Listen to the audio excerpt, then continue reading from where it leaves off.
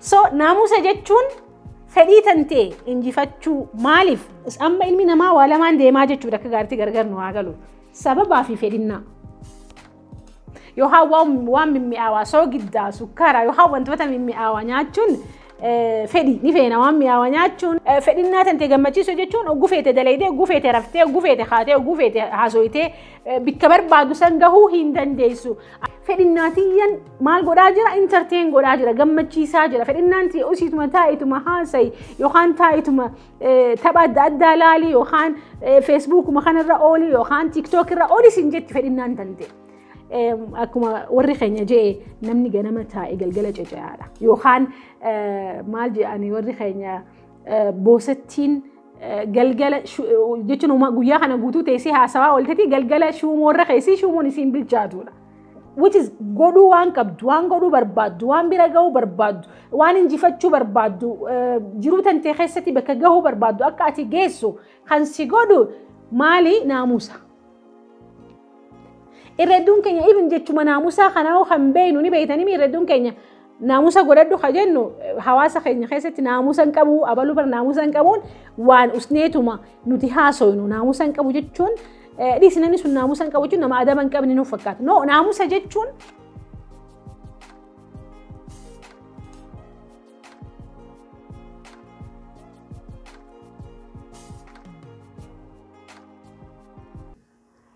Ashama harka fuunee daawwattoota keenya nagayaa fi rahmanni rabbii bakka jirtan marattu isinirra haa jiraatu.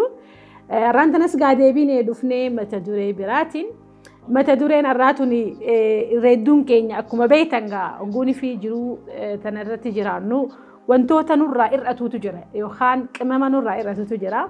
Qimamni sun maali? Guddina keenya keessatti jijjiirama keenya keessatti jiruu teenya keessatti bultii teenya keessatti akkasumatti barnoota keenya keessatti biizinasa keenya keessatti wantoota akka pirinsipilatti yookaan akka gaariitti deemuu qabnutu jira. Innis maali? Waan joo bal'inaan waliin laallagaa turtii gaarii viidiyoo hoggoonii fi ilaaltan garuu viidiyoo kana akka gaariitti tasgabbooytanii yeroo kennitanii fi ilaaluudha qabdan waa hedduudha irraa barattan waan ta'eef.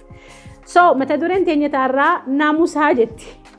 Egaa hundi keenya akkuma naamusa jecha jedhu kana bakka adda addaatii fi yeroo adda addaa beeyna. Naamusa jechuun maal jechuudha? Naamusa dhuunfaadha akkamiini naamusa dhuunfaa horra waan jedhu bal'inaan waliin laallagaa turtii gaarii. Naamusa jechuun Aristootel tokko yookaan Aristootel ni beeytanii falaasfaa yeroo hundaati. Aristootel maal jedha naamusa jechuun oguunii fi naamusa dhuunfaadha define godhu maal jedha isinitti fakkaate?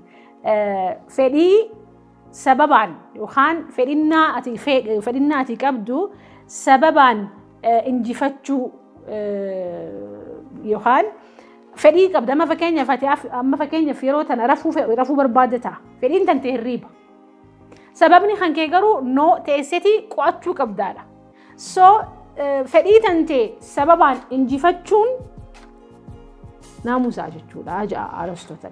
So naamusa jechuun bal'inaa waliin laal maal jechuudha gaa fedhinnaa hedduudha qabna fakkeenyaaf arraan tana sukkara dhiisiin hunjaan warroonni ogeessonni akkasumatti warroonni fayyarati ogummaa qaban sukkara xiqqeessiin hunjaan sukkara guni fi nyaata tokko nyaatte arraba kan keetirra mi'aatu sitti dhagahama.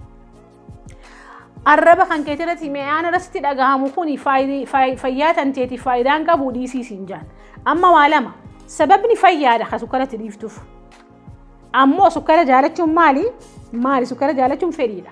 Yookaan waan mimmi'aawaa soogiddaa sukkara yookaan wantoota mimmi'aawaa nyaachuun fedhii ni feena waan mi'aawaa nyaachuun waan dhadhaa qabu yookaan waan sukkarri itti mi'aa wanti mi'ooytuun itti heddummaate nyaatuun fedhii.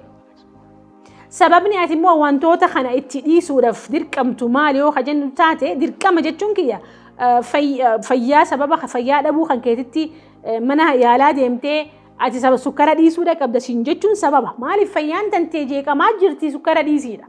Irreedduun keenya garuu fayyaa teenya sababaa fi fedhinnaa keenya wal bira oguunii fi qabne yeroo hedduu kan jiraachaa jirruuf jiruu keessatti sababaa fi miti fedhiifi. So naamusa jechuun fedhii tantee injifachuu maaliif sababa qabduuf yookaan sababni ati qabdu waan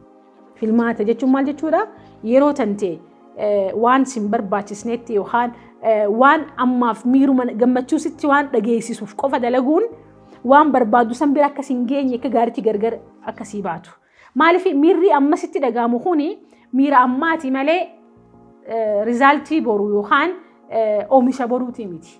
Oomisha boru oomishuu barbaadu san yookaan oomishummaa boru bira gahuu barbaadu san eenyummaa boru jaaruu barbaadu san nama tahuu barbaadu san dalagaa jaaruu barbaadu san sammuu jaaruu barbaadu san jaaruudhaaf fedhinna miira amma sitti dhagaamuun san jaaruu hin dandeessu wal faalleessan. Maaliif miirri ammaa rafuu barbaada? Miirri ammaa miila diriirfatteetuma teessee haasa'uudha barbaada ta'a miirri amma sitti dhagaamaa jiru. Maaliif naamusa qabaattee sa'aa teessee waa dalaguu qabdutti sa'aa deemtee bakka si barbaachisan dheeyitee waan si barbaachisan godhuudhaaf maal qabaatuudha sirraa feesisa? Naamusa qabaachuu sirraa feesisa.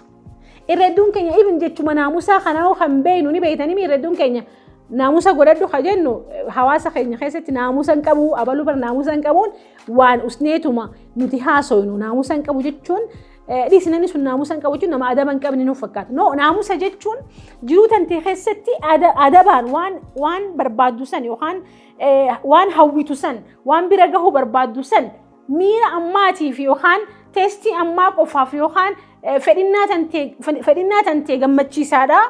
Fedhinnaa tantee gammachiisuu jechuun gufeete dalaydee gufeete raftee gufeete haatee gufeete haasoyitee bikka barbaadu san gahuu hin dandeessu. Akka ati bakka san hin geenye kan si godhu maali? Naamusa dhabuudha. Waan jalqabde san irratti waan itti onnattee itti deemtu san irratti galgalaa ganama irratti disipiliinii taatee dalaguudha naamusaa jechaa jiranii jechuudha akka addunyaatti. Yeroo muraasaaf yookaan waggoota muraasaaf naamusaan hojii hojjechuu qabdu hojjettee egaa hojii hojjechuu qabdi hojjetteen boodan waan ammaan tana sirraa eeggama yookaan hojii ammaan tana sirraa eeggama hojjechuudhaan waan injifachuu barbaaddu waan gonfachuu barbaaddu gonfachuun maali jaa naamusaa jaa. So namni boruuf arra dalaguu beeku. Naamusa yoo qabaatu baati bira ga'uu hin danda'u. Irreedduun keenya bar akka qorachuun nurra jiraatu yookaan qo'achuun nurra jiraatu ni beekna mana barnootatti. Ammoo naamusa qo'achuusa waan hin qabneef yeroo qo'achuudhaan qaba jedhee lafa kaayyadhe san irratti waan hin naamusaan ittiin deemneef walitti qabameetiti maalirraa na baasa jechuudha tartaa baratarraa na baasa jechuudha yookaan miira qo'achuurraa na baasa. Maaliif? Fedhinnaatiyyan maal godhaa jira entertain godhaa jira gammachiisaa jira fedhinnaanti usiituma taa'ituma haasayi yookaan taa'ituma tapha adda addaa laali yookaan feesbuukuma kanarra ooli yookaan tiktook irra ooli sin jetti fedhinnaan tante. Garuu fedhinnaan tante sun maaliin wal faalleessiti? Sababa ati dalayduuf sababa ati bakka san jirtuuf sababa ati boru warri keessan baradhu jaanichitti si erganii yookaan hin dalagdeetti deemaa jirta waan dalaydu san irratti akka ati hin xiyyeeffanne kasii godhu miira naamusaa dhabuudhaa fi miira ammasitti dhagaamu qofa entertainii godhuudhaan boruu kan kee akka ati ilaallee si godhaa jechuudha. So gusan naamusaan dalagaan jirtu bakka naamusni hin oolinitti waan barbaadu san argachuu hin yaadinidha. So bakka naamusni ittiin jirretti garuu maqaan kan kee gaarii miti. Maqaan nama naamusa hin qabne baay'ee inni bara yeroodhaan dalagaan seenu. Maaliif naamusa dhabaa beekadhu akka ati dalagaa yeroodhaan hin seenne kasii godhu maali? Kaleessa hiriyoota kan keetiin wal argitaniititi halkan osoo hin rafin turtee fakkeenyaaf sa'a 8 sa'a 7 raftee halkan yookaan sa'a 9 rafte. Ganama guunfi lafaa kaa'uu qabdu ati fakkeenyaaf sa'a 12tti lafaa hirribaa kaa'uu qabda ta'a. Sa'a 12tti kaatee maaliif karaan fagoodhaa bakki ati dalaydu fagoodhaa ganama arlii sa'a 2 sa'a 3 dura baatee tiraanspoortii barbaaddattee bakka dalagaadhaa san ogguu ati geessitti sa'aan 3 sa'a 4. Saniin boodan sammuu maal jedhu naannoo bakka dalagaa sanitti maal qabaatte jechuudha bara abaluu naamusa hin qabu. Naamusa maali? Naamusa dalagaa yeroodhaan seenuudha. Naamusa dalagaa yeroodhaan seenuu immoo kasi dhorge maali? Halkaneeffattee rafuu kan keeti. Barataanis akka dhiisinni barumaa barataa faayidaa hin qabne. Akkamitti barataan faayidaa hin qabne hin jiru. Barataan faayidaa hin qabne ta'ee dhalates hin jiru. Naamusa ati barnootaaf qabdu.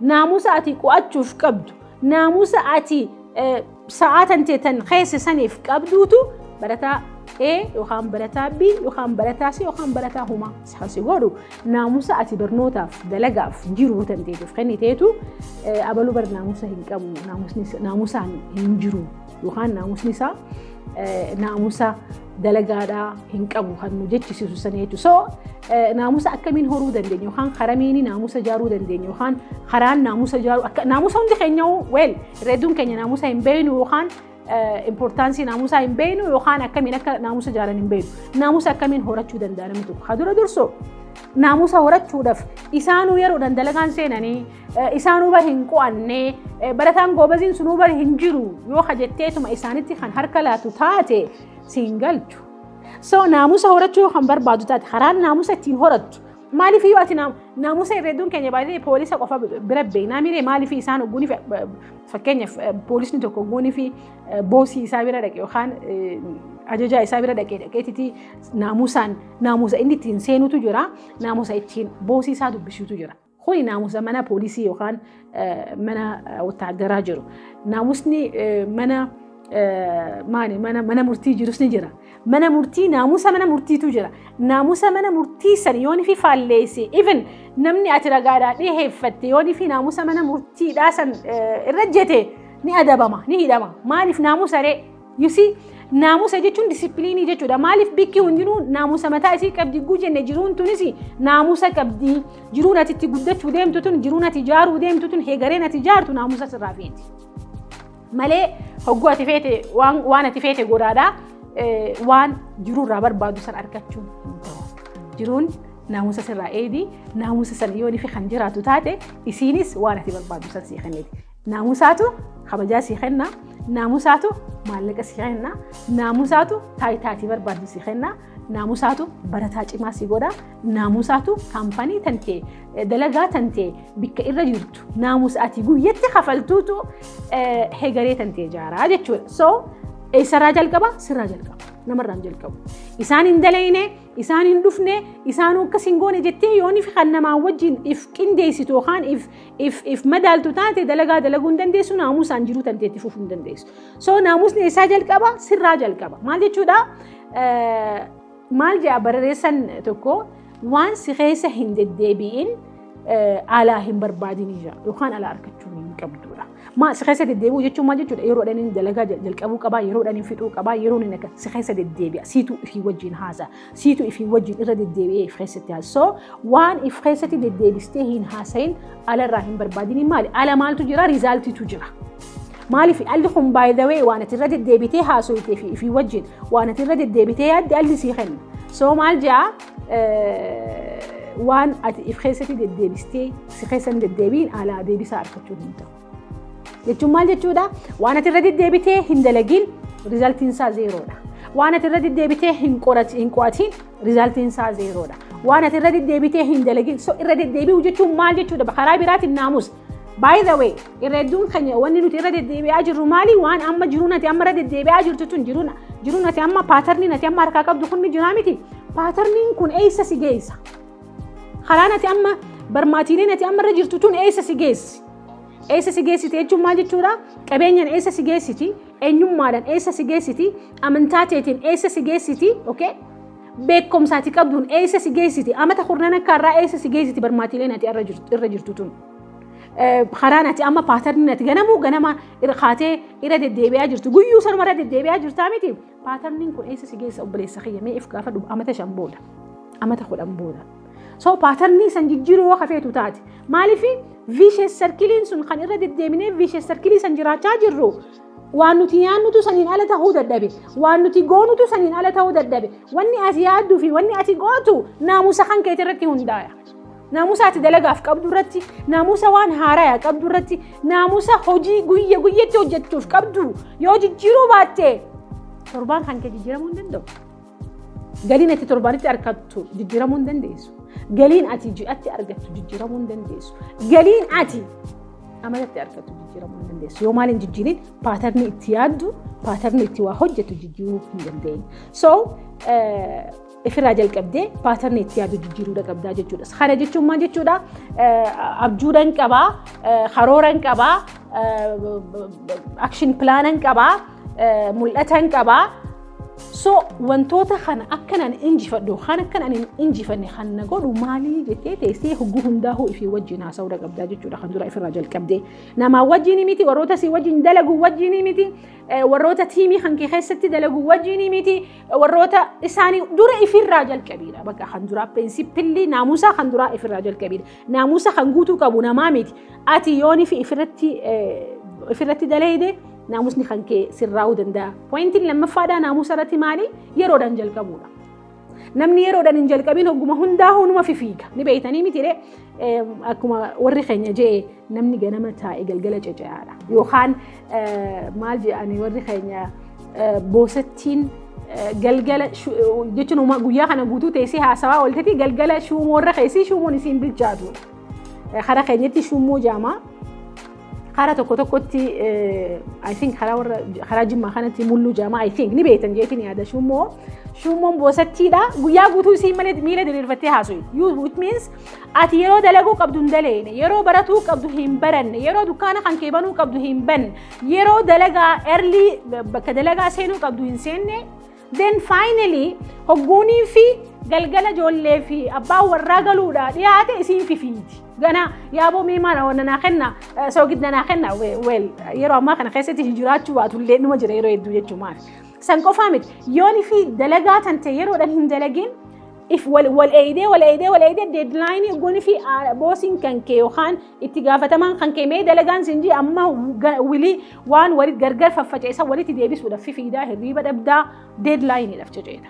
You see maaliif waan ganaman godhin galgalachi dhufta waan ta'eef galgala wareegamatti kafalchiisa waan ta'eef yoo ijoollummaatti hin dalaginis akkasuma yoo yeroodhaan fakkeenyaaf namni yeroodhaan yeroo sa'aasaa kabajee dalagaa isaa ganamaan seenee hanga maayyitti dalagee guyyaatti waan xumuruu qabu hin xumuriin saniin booda boosiin isaa dhufeetiti itti gaafatamaan isaa dhufee maaliif kanan dalagin jaan saniin booda maal jaa akkas ta'ee kana ta'e jechuun explanation biraa keessa seente saniin booda maybe dalagarraa ari'amuun mala. Dalagarraa bar abaluun sun wanni na ari'eef waan nan feenee fi jeneetitti saniin booda justify goona. Justification isin barbaachisu. Waan ganama godhuu qabdu ganama godhi. Waan amma godhuu qabdu amma godhi. So that booda kan kee boruu kan kee ni beektanii mi barattoonni ni akkasuma gaafa qo'achuu qabdu gaafa page 1 irraa qaraatii jalqabne irraa silaa qo'achaa deemne gaafa final examing hundi keenya kitaaba dila kanan dubbisa page dila kanan dubbisa isin dhaqqabu. That is up to you. It is up to us. Dalagaa walirra kaanii iyyuun jechuudha. So yeroodhaan jalqabe. Waan godhuu qabdu, waan bakka itti deemtu, waan godhuu deemtu. Oromoon teenya maal jettanii beektanii? Halkan manaan bahinii jira. Maaliif dukkanaatu duubarraas deema? You see? Ammoo bariisaa halkan keessa karaa bariisaa kana manaa bahii. Maaliif durri maal ifa? Namni durri ifa abdiin kaata, abdiin deemta bariisaadhaan waa jalqabedha. Ganama barakaan ganama keessa sii jirti. So yeroodhaan waan hunda jalqabuun waa hedduurraa si baraartii jechuudha. Pointiin itti aantu yooni fi naamusaan dalagaa tante dalaguu kan barbaadu taate hojjetaa cimaa ta'e hojjetaa dalagaa hin fanne ta'e harki kan kee kun horofaan haa badu dhoqqeen harka kan kee haa balleessitu nama dalagaadhaa ta'e teessee ajaju osoo hin ta'in teessee godhaa osoo hin ta'in ifiif dalagi. Naamusa jechuun baay'ee naamusaati qabdu warroota si wajjin dalagus dhaalchista. Itti jettee ammallee akkasumatti ijoollee tanteetillee naamusa hard workingiidha yookaan naamusa dalagaadhaa irratti qabnu jijjiiruudha qabna. Honestly biyya teenya keessattuu dargaggoowwan keenya fi shamarran keenya wanni nuti itti komatamnu disipiliinii nuti dalagaadhaaf qabnu yookaan naamusni dalagaadhaaf nuti qabnu haalaan gabbu'aadha. Maaliif waan isin ajaa'ibsiisaa namni keenya guunii fi biyyaa bahe ni dalaga. Biyya isaa keessatti garuu useetuma yeroo isaa nyaata. Yeroo nati nyaattu tun yeroo ta'e qofaa miti yeroo maatii ta'eetiti yeroo hawaasa keetiti akkasumatti yeroo biyya ta'eetiti. So osoo fi biyya irraa hin baane biyya keessatti naamusa dalagaa teenya guyyatti isaa meeqa daleen guyyatti isaa 13 14 15 dalagaa jirra naamusni dalagaa san naamusa dalagaatitu si guddisa naamusa dalagaa rafaati qabdutu boru akka ati guddina qabeenyaan guddattu beekumsaan guddattu waa hedduudhaan guddattu kasi godhu naamusa ati dalagarratti qabdu. So naamusa kan kee taayimii maaneejmentii kan keetirratti akka gaariitti ilaali. Kan itti aanu waan daleedu takka itti fufinsaan dalagi. Jalqabdeen dhiisin irreedduun nama keenyaa waa hedduu jalqabne jennaan waan hedduu jalqabne sanni dhiisni garuu maaliif dhiisni sababa isaatu hin beeknu. So naamusa itti fufinsaa qabaadhu. Naamusa yeroo maaneejmentii yoo qabaatte naamusa hard workingii qabaannan naamusa itti fufinsaa qabaadhu. Dhiisu waan takka jalqabuun yaada gaarii qabaachuun sammuu gaarii qabaachuun hojii san projektii san ittiin fufsiisu. Jalqabdee miti itti fufiinsan dalagii sanis of course seera ittiin fufiinsanatti viidiyoo dalaynee jira if duba deebi'aadha laala. Pointiin itti aantu guni fi dalaydu naamusa amanamummaa qabaadhu. Ilmi namaa amanamummaa kan kee dhufee sirraa bita. Naamusa jechuun waan irraan tana ol kaayyatti akka baankitti sharafatta baay'ee jechuun yaa'um rakhishaan osoo hin taa'in qaalitti gurgurata yoo nama amaanaa qabu nama waan je'e godhu waan godhu je'u yoo kan taatu taate. So honesty is the best policy. Namni amanamummaa qabu hogguma hundaa'u sharafni isaa guddaadha. Sharafni isaa karansiin tokkollee nu isan bitu. Waan dalaydu keessatti bakka dalaydutti amanamummaa qabaachuu qabda. Bakka barattutti amanamummaa qabaachuu qabda. Naamusa amanamummaadha. Waan jette takka bari inni amalli isaa guutuudha. Bari isiin amalli isii guutuudha. Wanni jaamu bari amanamummaadha. Baay'ee amanamummaan kun maallaqaan hin bitamu. Doolaaraan hin bitamu. Hin shalagamu. Karansiitti hin shalagamu. So naamusa amanamummaadha. San boru deebitee nyaatta waan ta'eef. San boru deebitee sharafattee jiraatta waan ta'eef. Pointiin itti aantu maali? Itti gaafatamummaa fudhachuu danda'uudha qabna. Itti gaafatamummaa guutuu fudhadha. Waan ta'e irratti naamusa jechuun by the way naamusa qabaa bari yoon tuqamin yoonii fi boordarri isaan tuqamin ammoo itti gaafatamummaa hin fudhannu waa hedduu keessatti itti gaafatamummaa hin fudhannu. Itti gaafatamummaa jechuun kufiinsa keetiifis ka'iinsa keetiifis guddina keetiifis kufuu keetiifis itti gaafatamummaa guutuu fudhadhu. Bakka dalagaa dalaydu irrattis itti gaafatamummaa dheessitee waan murteessuu qabdu hin dheessin murteessi. Saniin boodan you defend yourself waan san gooteef siitu beekaa. If gaafadhuuti wanni kun sirriidha jette godhi yookaan ammoo sodaachaadhaa jiruun jiraatamtu hin jirtu sodaachaadhaa jiruun jiraachuu dhiistus hin jirtu. Waan dalaydu irratti itti gaafatamummaa 100% fudhadhu. Itti gaafatamummaa 50 fudhatiin itti gaafatamummaa guutuu fudhadhu. Humaa haasi gaafatanii humaa wanni ati goote sun itti amantee yookaan goote taate abbaan dhufee boru. Si komatu sin haa si komatu komiidhaaf if qopheessite itti gaafatamummaa tan ta'eef duubatti hin deebisine jechuudha. So waan dalaguu qabdu dalagi waan godhuu qabdu godhi bakka itti gaafatamummaa 100% fudhachuu qabdutti itti gaafatamummaa fudhadhu malee hogguma hundaa'u namarratti deebisaa asin deebisini quba namatti hin laatin. The last point discipline akka ati taatu hasi godhu maali waan dalaydu irratti abdiidhaan dalagi. Boru ifa jedhee dalagi. Positive attitude hin dalagi. Maaliif jiruu tantee keessatti akka ati naamusaan waan takka sawarri naamusaan dalagee eessa gahee warri baratee eessa gahee warri hard workeroonni eessa gahanii warri amanamummaadhaan beekaman eessa gahanii no way single wanni isaanii. So maal ta'uudha qabda ifirraa jalqabuudha qabda waan ta'eef positive attitude keetu murteessa kana maatii miti. Abbaan fedhe sammuun akka fedhe haa qabaatu. Abbaan fedhe itti gaafatamummaa haa fudhatu dhiisu. Ati kan gaafatamtu asirrattis jiruu addunyaa tanarrattis jiruu tantee taboruu irrattis ta'akhira irrattis tan gaafatamtu waan ati gooteeni malee waan namni godheeni miti. So be positive attitude qabaadhu saniin karaa dheeraa deemuu dandeessaa jechuudha. The last but not the least waan qabduun jalqabe yookaan waan xiqqoon jalqabe. Boruu waan guddoo arkadhaa boruu ni argadha. Saniifuu yoo boruu tante boruu bilisa boruu guddattuu boruu abdii guddoo of keessaa qabdu jaaruu kan barbaadu taate har'a waan qabduun jalqabe. Beekumsa qabduun jalqabe. Jechuun yeroo qabduun jalqabe. Yeroo hin qabne takkaan naa dhufa jettee if duubatti hin eegin. Qabeenyaarra hin qabne tokkoon naa dhufa jettee gaafan qabeenya saniin arkadha jettee teessee hin eegin. Naamusa jechuun beekumsa qabduu fi waan qabduu fi risoorsii qabduun maal godhuudha jalqabuudha itti deemuudha jechuudha. So jijjiirama guddaa kan fidu naamusa xiqqaa ati arraan tana gootutu jijjiirama guddaa ati boru hawwituuf fida. Naamusa xiqqaa waan xiqqoo arraati goote. Sukkara xiqqaa ati arra dhiiste mankaa xiqqaa ati arraan tana sukkara irraa xiqqeessitee dhugdeetu fayyaa tanteesii jaala. Okay. Afaan tokko arraan tana xiqqaa kan ati baruudhaaf guyyaa tokkotti jecha tokko ati bartuututu boru afaan guddaa tokko afaan san fluentil haasoyitee afaan saniin galii guddaa argatta ta'a. Hin beeku. Waan jalqabde takka irratti garuu naamusaan dalagi. Pointiin maayidhaa waan xiqqoon jalqabe waan qabdurraa jalqabe bakka jirturraa jalqabe.